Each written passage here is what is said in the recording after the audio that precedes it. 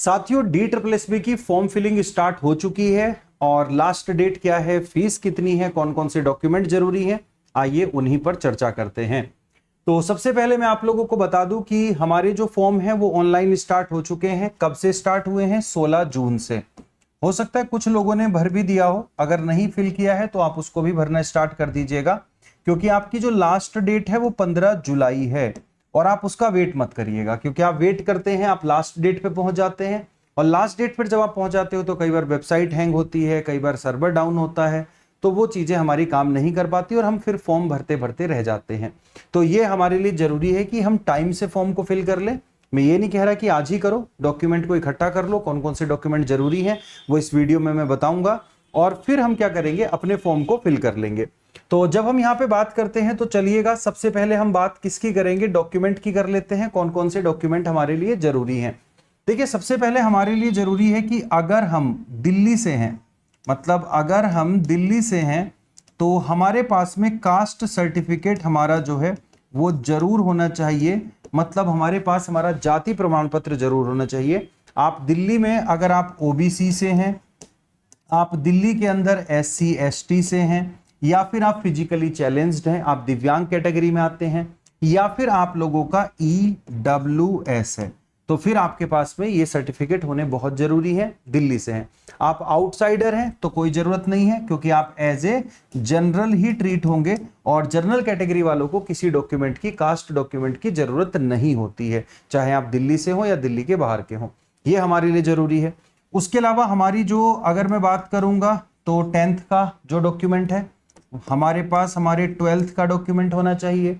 और हमारे पास उसके बाद अगर किसी ने जो डिप्लोमा किया हुआ है, जब हम स्पेशल एडुकेटर की बात करते हैं, या फिर आपकी जो डिग्री है वहां पर जब हम TGT लेवल पे बात करते हैं, या फिर आप लोगों का जो BEd है, या फिर जो भी आप लोगों की ग्रेजुएशन है, तो वहां पर वो सारे डॉक्यूमेंट, मतलब आपके एजुकेशनल डॉक्यूमेंट सारे कंप्लीट होने चाहिए। नाम की स्पेलिंग अगर किसी की मैच नहीं कर रही है, मान लो कि आपकी 10th में स्पेलिंग कुछ और है और आपकी ग्रेजुएशन के सर्टिफिकेट में स्पेलिंग कुछ और है, तो एक एफिडेविट बनवा लीजिएगा, उसी से काम हो जाएगा। अभी बहुत जल्दी में आपको डॉक्यूमेंट में बदलवाने की जरूरत नहीं पड़ेगी। आधार कार्ड में मिसमैच कर रही है और 10th में कुछ और है, तो आधार कार्ड में आप चेंज करवा सकते हैं, कोई दिक्कत वाली बात नहीं है। लेकिन ये सारे डॉक्यूमेंट हमारे लिए होने हमारे पास में बहुत ज्यादा जरूरी बन जाते हैं। उसके अलावा अगर हम बात करते हैं तो फीस पर आ जाते हैं। जब हम फीस की बात करते हैं तो इसकी फीस हमारी 100 रुपए है। लेकिन women candidate and candidate belong to scheduled caste, scheduled tribe और फिजिकली चैलेंज्ड आप लोगों के जो है या एक्स सर्विसमैन है, उनको फीस की जो है छूट दी गई है। मतलब यहाँ पर जो फीस अगर मैं बात करूं तो आप अगर जनरल कैटेगरी से हैं, या फिर आप अगर जो है EWS से हैं, या आप OBC से हैं, तो आपको फीस देनी है, और वो भी मात्र 100 रुपए है। बाकी जहां एग्जाम अगर हम देखते हैं KVS वगैरह के 2-2 हजार रुपए, हजार रुपए फीस लेते हैं, तो वहां पर इसकी फीस आप लोगों की DSSB में बहुत कम है, और महिलाओं के लिए तो बिल्कुल फ्री ही है आप लोगों का। तो ये सारी चीजें आप लोगों को जो है यहाँ पे ध्यान में रखिएगा, नोट कर लीजिएगा। तो ये हमारी फीस की बात हो जाती है, और कोई फीस में ज्यादा जरूरत नहीं है। आपके एग्जाम में पार्ट 1 पार्ट 2 दो तरह के एग्जाम आते हैं आपके, मतलब एग्जाम एक ही होगा, उसमें एक पार्ट 1 होगा और उसमें एक हमारा पार्ट 2 होगा। पार्ट 2 आपका सब्जेक्ट स्पेसिफिक होगा। पार्ट 1 में आपके 5 सब्जेक्ट आते हैं, जिसमें 2 तो हमारी लैंग्वेज है। लैंग्वेज इसमें चॉइस नहीं है, हिंदी इंग्लिश है तो सबको हिंदी इंग्लिश ही करना पड़ेगा, इसमें लैंग्वेज की कोई चॉइस नहीं है, ध्यान में रखिएगा। आपको जो है रीजनिंग पढ़नी पड़ेगी, आपको जो है मैथ्स पढ़ना पड़ेगा, और आपको जो है GK यहाँ पे पढ़नी पड़ेगी। मैं इस पे डिटेल वीडियो बना चुका हूँ, तो वहां पे भी आप सारी चीजों को देख सकते हैं। तो ये सारी चीजें हैं हमारी। इसमें फॉर्म भरने का प्रोसेस क्या है, आपको सबसे पहले कहाँ जाना है, गूगल पर जाना है। और जब आप गूगल पर जाओगे तो आपको क्या लिखना है, DSSB ऑनलाइन। आपको क्या लिखना है, DSSB ऑनलाइन, आपको यहाँ पे जो है लिखना है। तो जब हम DSSB ऑनलाइन पर जाते हैं तो हम यहाँ पे लॉग इन करते हैं। तो यहाँ पे देखिएगा, यहाँ पे हमारा रजिस्ट्रेशन वाला कॉलम आता है, हम उसके बारे में थोड़ी सी बात यहाँ पे कर लेते हैं, ठीक है। तो जब हम रजिस्ट्रेशन वाले कॉलम पे जाते हैं, तो अगर आपका न्यू रजिस्ट्रेशन है, आप पहली बार DSSB का कोई फॉर्म भरने जा रहे हैं, तो click here new registration. New registration में मैं आपको बता दूं कि आपका 10th क्लास का जो रोल नंबर था वो बहुत इंपॉर्टेंट बन जाता है। तो न्यू रजिस्ट्रेशन आपका 10th क्लास के रोल नंबर से होगा, तो वो आपके पास हो गई होगा, आपकी मार्कशीट में लिखा होगा आपका रोल नंबर, उससे होगा। अगर आपने पहले से फॉर्म फिल किया हुआ है DSSB का, तो आप यहाँ पे क्लिक टू साइन इन जाके कर सकते हैं। पासवर्ड भूल गए हैं तो फॉरगेट पासवर्ड कर लेंगे, और अपनी रजिस्ट्रेशन डिटेल भूल गए हैं तो नो योर रजिस्टर्ड डिटेल आप लोग यहाँ पर कर सकते हैं।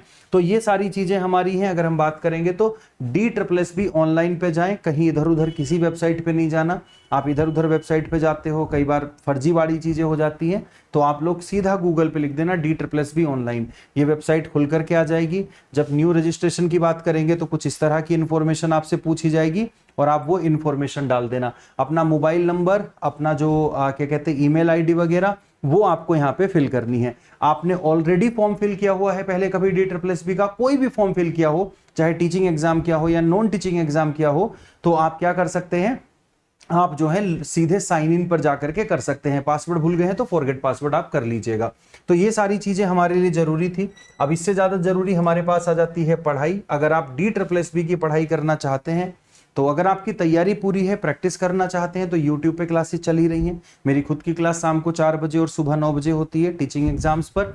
और जब हम यहाँ पे बात करते हैं, तो अगर आप किसी बैच से जुड़ना चाहते हैं तो आपको सबसे पहले adda247.com पे जाना होगा, या adda247 की एप्लीकेशन डाउनलोड करनी होगी।